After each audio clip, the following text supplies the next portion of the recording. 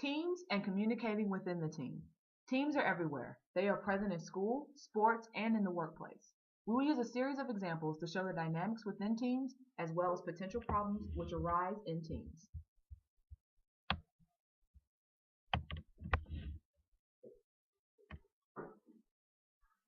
I've been studying martial arts for 21 years and have been a part of Team Rock for several years, which is a mixed martial arts team. MMA is not a sport. It's not a team sport. We are rated as a team and we compete under the banner of our team for MMA and under Team Hoist Gracie for Jiu-Jitsu. We have a set structure with our instructor Hoist Gracie being the head and having captains in the team. Being part of the team keeps up motivation and creates a system of accountability, which keeps us performing at our best. Moreover, we create a strong camaraderie amongst ourselves where we're able to talk about whatever we need to. However, not all teams have such great chemistry. I was a financial advisor at Morgan Stanley for just under 2 years. The money was great. However, there was a strong corporate culture and a very strong pressure to conform. Different ideas which did not fall into the approved list were not celebrated. There was a strong groupthink in that people were made to think just like everyone else. Moreover, there was a cult-like devotion for the CEO. Most advisors burned out after a few years and left because of poor teamwork. Although not all teams have great chemistry and conflict can often arise, sometimes conflict is not necessarily a bad thing. Constructive conflict, for example, occurs when people focus on the issue and maintain respect for people having other points of view. This conflict is called constructive because different viewpoints are encouraged, so ideas and recommendations can be clarified, redesigned, and tested for logical soundness. For example, at the North Carolina Senate over the summer, I witnessed numerous conflicts that took place amongst the different senators. They all each had differing views and opinions about the issues at hand. However, they were all able to come together as one and discuss the issues logically and still have a good rapport with one another, in spite of their various differences. In this case, constructive conflict was a good thing. Thus far, all of the things which we have spoken about are crucial to teams. However, as we've stated, unless teams are able to communicate well, the entire exercise is essentially for naught.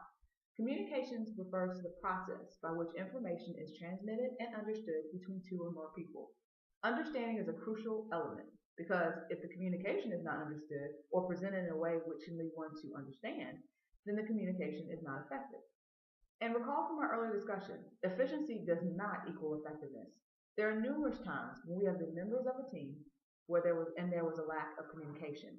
It can be as simple as getting the meeting time wrong to not being able to know what the parameters for the put options are.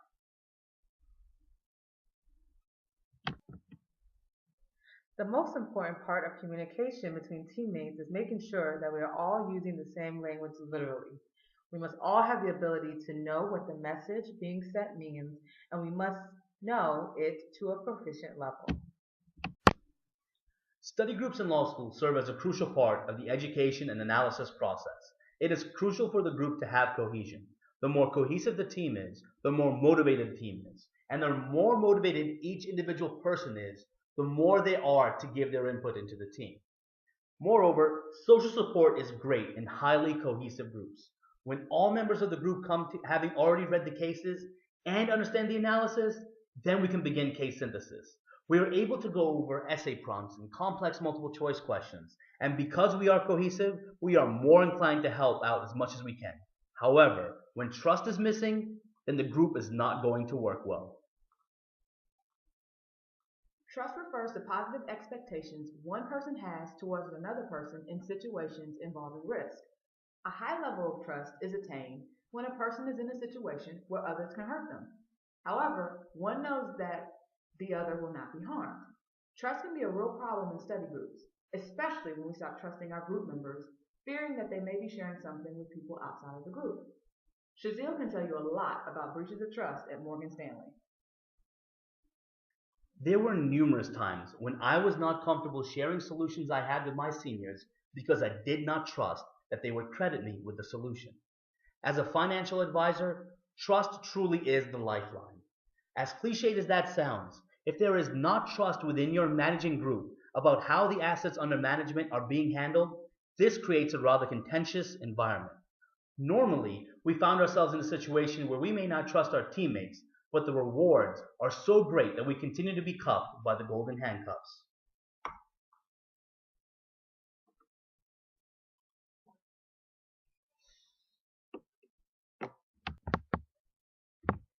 When we join new teams, we usually enter with a high level of trust.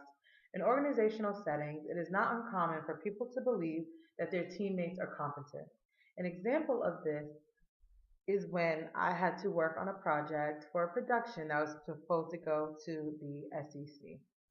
I was working with a new legal assistant who was new on the job, and my trust level was low because I knew that he had just graduated college. However, I had to trust that he would do well because he got the job, and he did do well. We have all had those moments where something was lost in translation. Usually with our generation, it's by text. Deciphering tone via text messages is incredibly difficult. The reason why face-to-face communication works so well is because it allows for so many channels of transmission to be open and receptive at a given time. We're able to decipher a person's body language, their tone, as well as any other verbal and nonverbal cues. Okay, so for example, at my internship, I thought that my boss wanted me to do something immediately. And when I didn't respond as quickly as she thought, I took her text as being. Get my words together. No. Hey, you can cut this out again. Well, we can say we can cab driver one. I should say still. For example, in one of my internships, I thought my boss was upset at me not responding to her text message as quickly as I should have. However, when I got to work the next day, she was completely fine with the text message not being responded to. I can't think of it. For example, at an internship over the summer, for example, at an internship, I was unable to complete one of the assignments given to me. When my boss emailed me or texted me about it, I just can't get it right. Okay. For example, at one of my internships over the summer, I thought that my boss was upset with me for my inability to complete one of my tasks before I left for the day. She texted me afterwards to let me know that it was not done, and I took her tone at the time as being she was angry at me. However, when I spoke with her the next day, she was completely fine with it, and in fact understood that because of my other engagements and appointments that I had that day, that I couldn't get to it. So at that time, that was a clear example of being lost in translation. Another example of miscommunication can be credited to cultural differences. I'm a New Yorker, and oftentimes we take taxis to get from point A to point B. Oftentimes, our taxi drivers are from different countries. I had an experience where a taxi driver was speaking in an incredibly loud tone to me, despite my efforts to give him the best directions to get to my destination. I was offended and I told him as such. Eventually, we had a conversation that everybody that he associates with in his culture talks loudly and that he wasn't yelling at me, but simply it was his tone and a reflection of what he's used to. I was happy that we were able to resolve that, and it also made me cognizant of differences that may offend you, but can just be cultural consistencies. The first day I started my internship at Appia in the summer, I was lost. I had no idea what CPC campaign was or what in the world making a request P1 meant. I didn't have the proper code book of symbols, meaning I didn't know what the words meant when they were spoken to me. I had no experience decoding these kinds of words before. Slowly, I came to know what they meant and then began using them myself with others who already knew what they meant. This allowed our team to be able to communicate effectively and precisely because we both knew exactly what we were talking about and we both had experience decoding that kind of message. Teamwork is crucial. Working in a team has the benefits of being able to solve problems in a very specialized way and having a large source of intellectual capital. However, that intellectual capital is not well cared for if teams are not able to communicate with each other in an effective way.